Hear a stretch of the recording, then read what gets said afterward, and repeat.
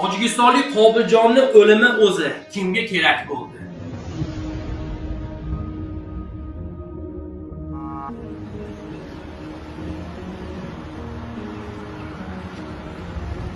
Buni kimlar uyushtirdi?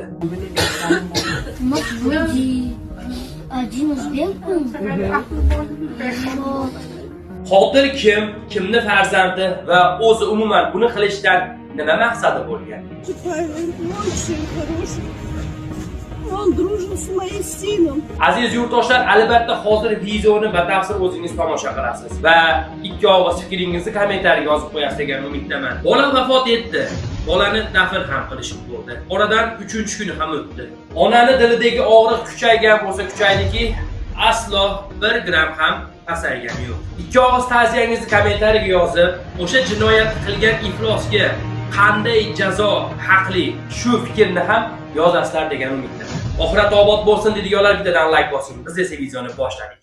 Rossiyada musofirlar bilan bo'layotgan muammolarni menimcha barchangiz yaxshi bilasiz. Bularning yagona xatosi ularning hujjatida muammo borligi.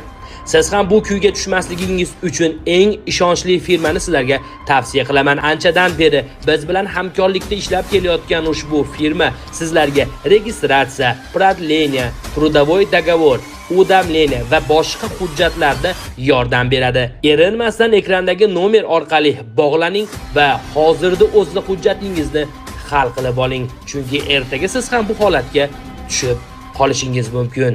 Assalomu alaykum. Sizlar bilan men bloger Muhammad Jamali. Siz Max Madi kanaldasiz. Kanalda mehmonlar albatta obuna bo'ling. Mana bugun Qobiljonning o'lganiga bir necha kun bo'ldi. Bola dafn etildi. Bolaning janozasi ham bo'lib o'tdi.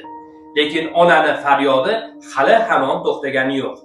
Bugun Qobiljon haqida emas, balki jinoyatchi haqida ozgina gapirmoqchiman. Xo'sh, bu bola kim? Kimning oilasi va bu ishni nega qildi? Bilasizlarki, Qobiljonning o'limi tasodifiy o'lim emas.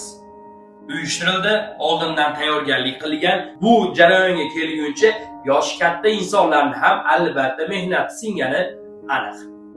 O'sha maktabda o'qiydigan bola hojatxonaga kirdi va o'zi obdon tayyorlandi.